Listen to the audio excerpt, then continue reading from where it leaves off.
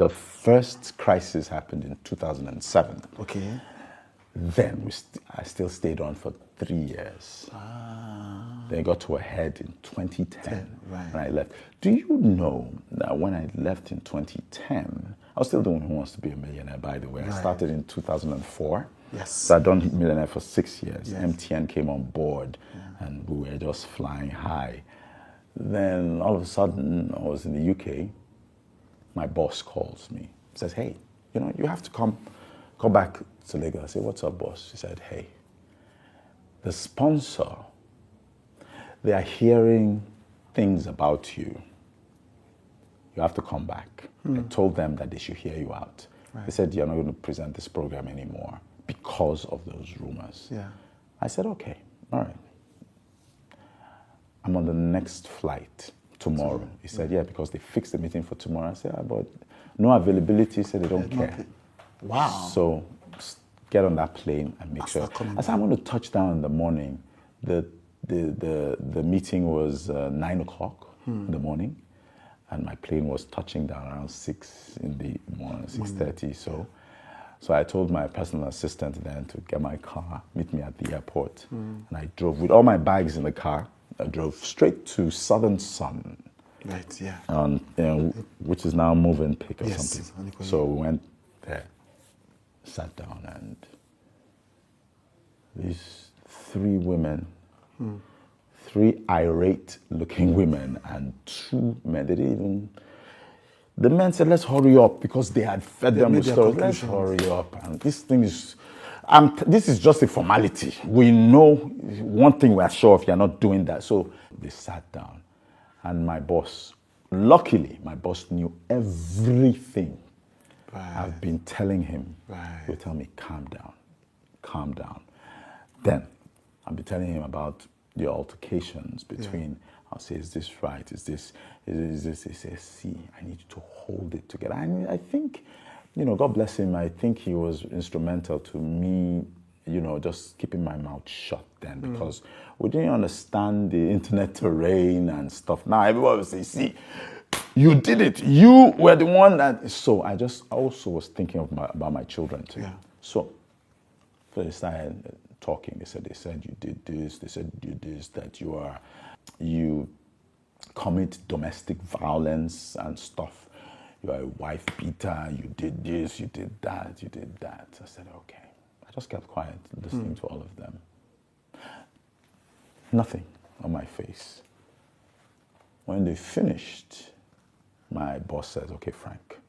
He looked at me, he said, Frank, that means say it. I said, all right, I'm going to start from one of the ladies.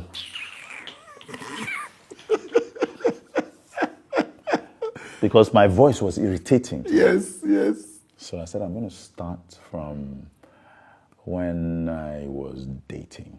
I'm going to tell you everything. I'm going to tell you, so please, I hope you don't interrupt me, because I'm going to give you a chronological account of I'm going to tell you a general story, but pick the truths from there.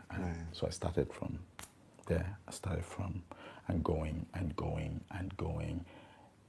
By the time I reached marriage, and I reached marriage, and I went away from marriage before the birth of my son, then my first daughter, 2 of the ladies were crying.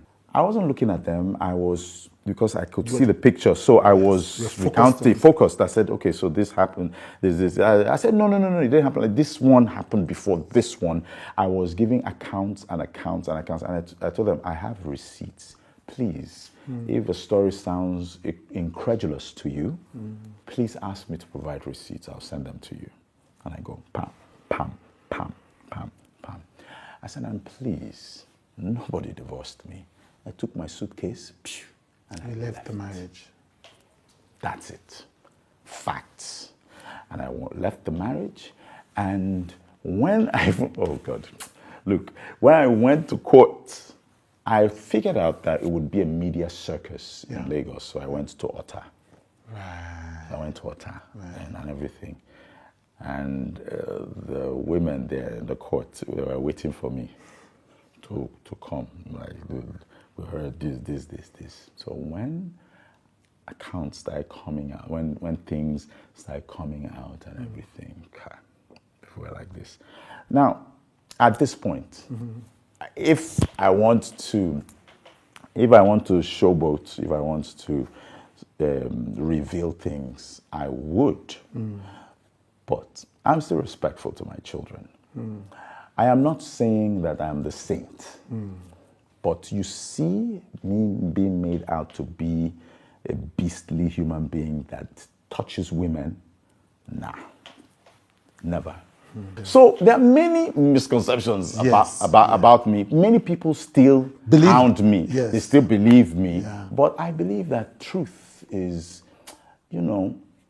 anybody that gets to meet me will know the truth. Again, there was an interview that your wife gave at the time. Yes. And she was talking about this. Then she says, we're not friends, etc., but, we had arguments. But the one thing that a man should not do is lay his hands on a woman. The context of it was that she was indicating. That's even a small context now, because there was the thing that made those my sponsor, the delegation from my sponsor come is that she was in a documentary claiming to be a victim of domestic violence. Yes. Let me tell you, for 14 years, I've not spoken to her a term of endearment to her. I haven't. As far as I'm concerned, I feel if I am that, whatever should come to me, I should be punished for it. But please, let us realize something. What if I am not like that? No. Let's just say, what if? Since everybody thinks, okay, what if I am not like that? What do you think I'm going through? What if? So, the thing about me is very simple, very plain and simple. I like providing receipts. Now, any person going through domestic violence, you should document it. You should document it, and that person will be punished. There was an incident before I got married. I was given a thunderous slap by a female. Okay, by another person. By a female. Let me just put it that way. While driving, I saw stars. I can remember it, St. Mary's in Aguda, near Ayetoro Junction. I remember a big slap because I gave them the silent treatment. And I didn't do it. I said, okay, you cannot be slapping me and I'm buying petrol. Please be going. Be going. Go. Close. So if anything, you are the one that even experienced the violence. No, not exactly. I wouldn't say that I experienced some violence. Some violence. I experienced some violence. I won't lie to you. I experienced some violence. But, how I look at it is that, you see, when you are mismatched, you understand? When you are mismatched and when your partner wakes up and sees you and says, there's going to be animosity. What did you learn from that whole situation that helped you in your next marriage? Ironically, what I learned is that I'm not going to change the person I am just because maybe the person that didn't deserve